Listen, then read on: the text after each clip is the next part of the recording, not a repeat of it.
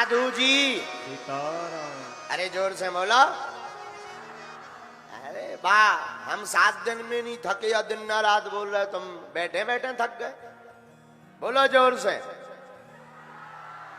लगना तो चाहिए कोई बैठा है। अगर कहोगे सीताराम मिलेगा आराम, खाने में मिलेगा बादाम, बन जाएंगे काम है? तो धर्म विरोधियों का हो जाएगा इंतजाम है? अगर कहोगे सीताराम, बोलो सीताराम, जोर से बोलो। हाँ, अब कुछ बात। आज की यात्रा शुरू करने के पहले कथा विराम का दिन है और प्रारंभ में ही आज एक ऐसा दिन है, आज के ही दिन हमारे भारत देश के एक ऐसे महानतम महापुरुष जिन्होंने अंग्रेजों के पहले ही भारत को आजाद घोषित कर दिया था, ऐसे हमारे भारत देश के वीर सुभाष चंद्र बोस जी का आज जन्म उत्सव है।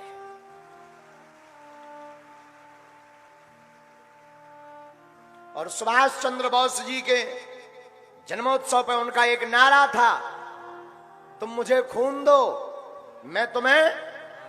लेकिन हमने आज एक नया नारा बनाया है भारत के इतिहास में, तुम मेरा साथ दो हम हिंदू राष्ट्र बनाएंगे। हाँ, तुम हमारा साथ दो हम हिंदू राष्ट्र बनाएंगे। और एक बात हम प्रार्थना करेंगे भारत के लोगों, अब चूड़ियां पहनकर घर में मत बैठो। ये केवल बागेश्वर धाम पर उंगली उठाने की बात नहीं, प्रत्येक सनातनी पर उंगली उठाई है, अब बाहर निकल करके बताना ही पड़ेगा। और इस बात को सुनने के बाद अगर नहीं निकले तो हम तुमको बुजदिल मानेंगे, बुजदिल।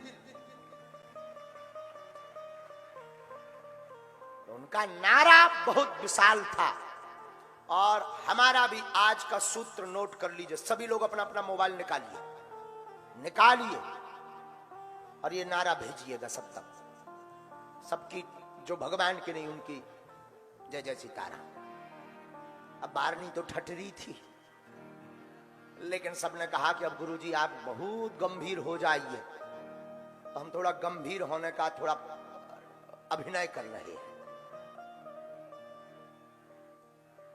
मेरे भारत के लोगों, आज रायपुर की इस धरती से हम ललकार कर कहते हैं, इस भारत में ऐसा कोई नहीं जिसके ऊपर उंगली ना उठी हो, चाहे वो मीराबाई हो, चाहे रैदास हो, या कबीर हो, या गोस्वामी तुलसीदास हो।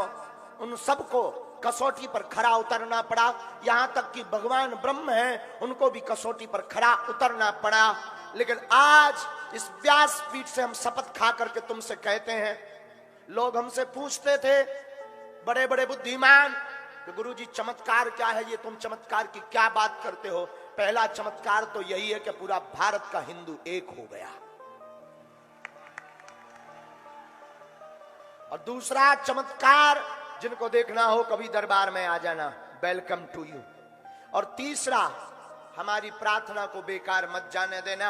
अगर तुम्हारे अंदर एक बूंद भी सनातनीय हिंदू का हो तो तुम मेरा साथ दो, मैं हिंदू राष्ट्र दूंगा। ना तो मुझे कोई राजनेता बनना है मेरे पागलों, ना हमारी कोई पार्टी होनी है। ऐसा कभी विचार मत करना कि अब गुरुजी पार्टी में जाएंगे या नेता बनेंगे या किसी पार्टी का सपोर्ट करेंगे। ना हमें पार्टी में जाना है, हम तो सिर्फ अपने सनातनियों को एक करने की बात करेंगे। और अगर ये बवाल है, अगर ये विवाद है, तो बना रहने दीजिए। अब इस बात को सुनकर के भी अगर तुम मेरे पागलों अपने घर से बाहर नहीं निकले, अपनी जबान नहीं खोली, और भारत के प्रत्येक संत हमारे साथ हैं, ये हमारा सौभाग्य है। कोई ऐसा साधु नहीं जो हमारे साथ ना हो, और हम सब साधुओं से प्रार्थना करेंगे, 13 अखाड़ों से प्रार्थना करेंगे अब छुप कर बैठने की बात नहीं है। बागेश्वर धाम तो एक बहाना था, असलियत में इन धर्म विरोधियों को सनातन को निशाना बनाना था। लेकिन बालाजी ने ऐसा मुंह पर तमाचा मारा कि इनको भी होश ठिकाने लग गए। सुभाष चंद्र बोस का एक और संकल्प था जो उन्होंने करके दिखाया था। उन्होंने आजाद हिंदुस्तान की घोषणा की थी। ये हिंदुस्तान आजाद है जब अंग्रेजों की हुकूमत थी, और हम भी आज घोषित करते हैं कि ये भारत हिंदू राष्ट्र है। अपने अपने मोबाइल रख लो, वरना तुम लोग हाईजैक हो जाओगे। दुनिया भी बड़ी विचित्र है, इनको कुछ कहने के लिए कुछ ना कुछ तो चाहिए ही चाहिए। लोगों ने भगवान राम को नहीं छोड़ा, मीराबाई को नहीं छोड़ा, कबीर बाबा को नहीं छोड़ा, रैदास को नहीं छोड़ा, तुलसीदास जी की रामचरितमानस की कितनी बार परीक्षा नहीं ली गई, हमें कब छोड़ेंगे। अब इन चुनौतियों से भागना नहीं है, हम प्रत्येक हिंदुओं से कहेंगे अब जागना है। क्या करना है? जोर से बोलो ना। कौन कौन आज सनातनी हिंदू राष्ट्र बनाने के लिए शपथ खा रहा है?